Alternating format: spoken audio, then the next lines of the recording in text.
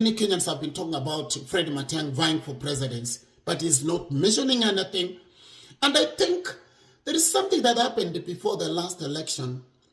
One of the guys that I respect so much, Dr. Mukisa Kitui, who was the Secretary General of UNCTAD, he was touted to vie for presidency, but at the end of the day, he didn't. He just came, announced, and there is a presidential quest crumbled just right during the start. So at this level, the only thing that would help the opposition, led by Kalonzo Musyoka, is some of these guys who have expressed the interest to vie to swallow their bride. If they are not going to swallow their bride, they have a lethal incumbent. An incumbent who has never lost an election.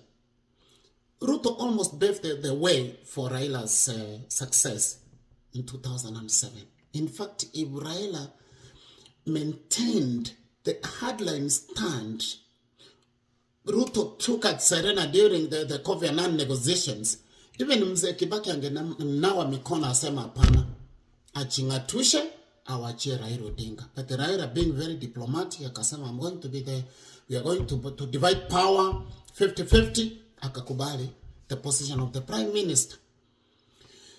Ruto is behind actually the two victories of Uhuru Kenyatta. Ruto is behind 2013 and 2017. Ruto is actually behind.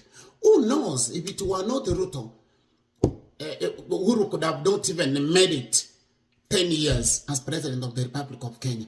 Remember, even in the last election, 2022, William Ruto had a lot of spears directed at him.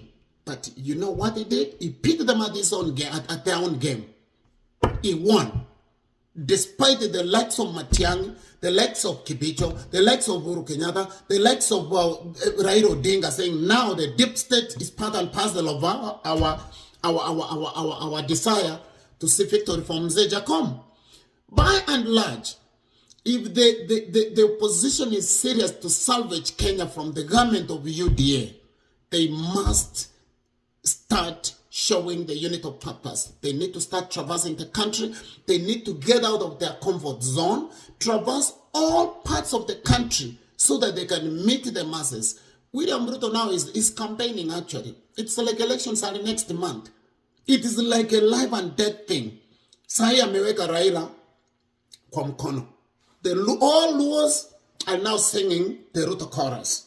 Soon and very soon, Kindiki will start crying because Mudavadi is going to be the presumptive president, vice presidential, deputy presidential nominee wa William Ruto. So there is a lot of changes that are the twists and turns in our politics that must be looked into by the loyal, Kalonzo says it's the loyal opposition. If they are the loyal opposition, Kenyans trust them. The Gen Z trust them. This idea of being in the comfort zone, operating from the boardrooms, they need to get out of Nairobi, get out of Kitui. Kalonzo should get out of Kitui, out of Canberra, out of Nairobi, and they traverse the country. Fred Matiang'i should get out of the diaspora. Afike nyumbani. Because Kenyans are losing patience. Kenyans are not a very patient people, especially when it comes to political dynamics. He should travel to Kenya, hit the ground, if indeed he wants to make an impression in his desire to become the President of the Republic of Kenya. The retired CJ Maraga, the man who is loved across the board, he needs to come out. They should start caucusing. Because at the end of the day, I'm not trying to say, the enemy, Ruto is not the enemy. The major opponent, the man who should be dislodged from power because of the maladministration practices is William Ruto. And to dislodge this man from power, they need a strong unit of purpose. Otherwise, wakiendelea hivi, Ruto's ground is getting so solid, he's buying people like Adias and Joel with him,